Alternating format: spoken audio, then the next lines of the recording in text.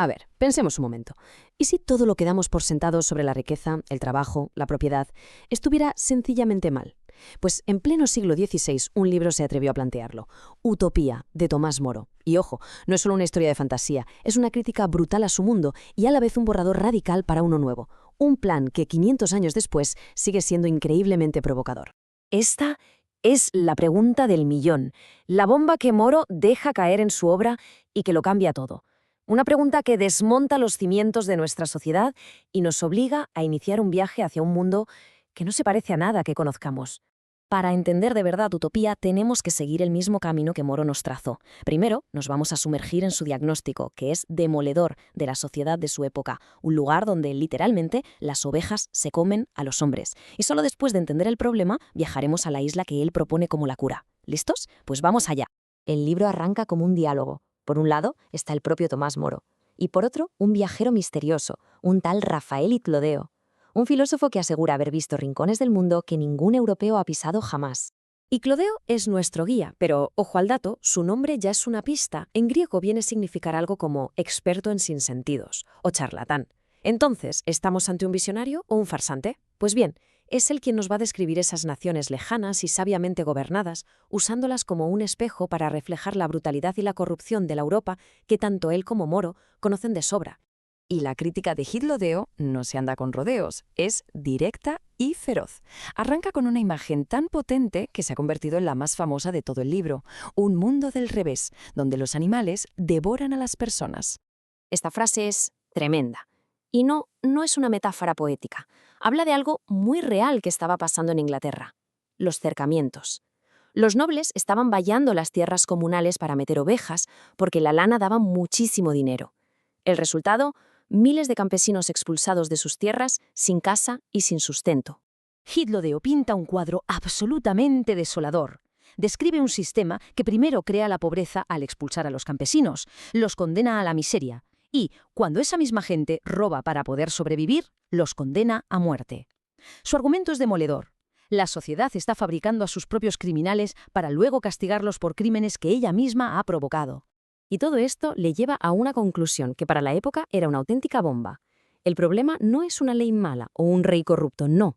La raíz de todo el mal, según él, es la mismísima idea de propiedad privada. Mientras exista la propiedad privada y el dinero, dice Clodeo, una sociedad justa y próspera es sencillamente imposible. Un diagnóstico tan extremo pedía a gritos una solución igual de radical. Y así es como, después de describir la enfermedad con todo lujo de detalles, Clodeo nos presenta por fin la cura, la isla de Utopía, un lugar construido precisamente sobre la abolición total de lo que él considera el gran veneno de Europa. Esta es la regla de oro, el pilar sobre el que se levanta todo lo demás. Imaginemos por un momento un mundo así. Un mundo donde la codicia, la envidia o el robo simplemente no tienen sentido. Porque si no puedes poseer más que tu vecino y tienes garantizado todo lo que necesitas, ¿para qué robar? ¿Para qué acumular?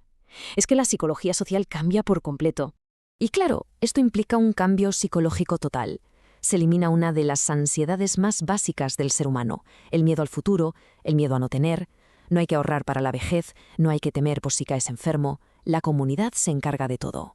La competencia feroz se sustituye por la cooperación, porque el éxito de uno ya no se basa en el fracaso de otro. Vale, la idea de una sociedad sin propiedad privada suena muy bien en teoría, pero ¿cómo funciona eso en el día a día? ¿Es que nadie trabaja? Bueno, pues Moro se adelanta a esta pregunta y nos describe una rutina diaria que está perfectamente diseñada para equilibrar productividad y felicidad. 6 horas. Una jornada laboral de 6 horas. Una idea que era radicalísima en el siglo XVI y que, seamos sinceros, lo sigue siendo hoy. ¿Y cómo es posible? Muy sencillo, porque todo el mundo trabaja, hombres y mujeres por igual, y no se desperdician ni un minuto de trabajo en oficios que ellos consideran superfluos, como los dedicados al lujo o al vicio. Como vemos, el día está muy estructurado, sí, pero no para maximizar la producción, sino para maximizar la vida. El trabajo es solo una parte de la jornada, no el centro de la existencia. El verdadero objetivo es dar a cada ciudadano el máximo tiempo libre posible para que lo dedique a formarse, a la cultura, al ocio, en definitiva, para que pueda ser más humano. Y este espíritu de comunidad se respira en todas partes, en las casas, que son todas idénticas y se rotan cada 10 años para evitar el apego a lo material, en las comidas, que son comunitarias, en la sanidad, que es pública y de calidad para todos. Todo, absolutamente todo, está diseñado para reforzar la misma idea. El bienestar del grupo está muy por encima del individuo. Pero si todo lo que hemos visto hasta ahora nos parecía radical, agarraos, porque ahora viene lo verdaderamente subversivo.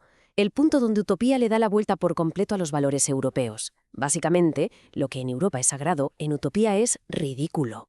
Es que el contraste es brutal. Los utópicos se burlan, literalmente, de lo que los europeos atesoran. El oro y la plata, esos símbolos de poder, pues ellos los usan para fabricar orinales y cadenas para los esclavos.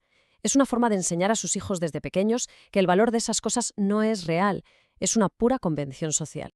Y esta idea se refuerza con una imagen potentísima, la de los niños jugando con joyas como si fueran canicas, y abandonándolas cuando se hacen mayores y adquieren sabiduría. Para ellos, la verdadera riqueza no está en el brillo de un metal, sino en el conocimiento y en el bien común. Y después de este viaje increíble, llegamos al final. Pero Moro nos tiene reservada una última sorpresa, porque resulta que él mismo, el autor, no parece estar del todo convencido de su propia creación. En sus propias palabras, Moro admite su ambigüedad. La clave aquí está en la diferencia entre desear y esperar. Él desearía ver muchas de estas cosas en su sociedad, pero no espera que ocurran. Es el suspiro de un idealista que se da de bruces con la realidad. Reconoce que algunas ideas de utopía son absurdas, pero ese anhelo por un mundo más justo, ese sí que es real. Y aquí está lo más increíble de todo. Estamos hablando de un libro de hace 500 años, pero es que nos habla directamente a nosotros, a nuestro presente. Cuando hoy debatimos sobre la semana laboral de 4 días, ¿no estamos en el fondo hablando de la jornada de 6 horas de utopía? Cuando hablamos de sanidad pública universal o de una renta básica, ¿no estamos tocando esa idea del bienestar común por encima del beneficio individual? Las preguntas de Moro siguen siendo en gran medida las nuestras. Y con esto terminamos, porque quizá la mayor genialidad de Moro no fue diseñar un paraíso perfecto, sino construir un espejo. Un espejo que al mostrarnos un mundo que nos parece imposible, nos obliga a cuestionar todas las injusticias que hemos llegado a normalizar en el nuestro.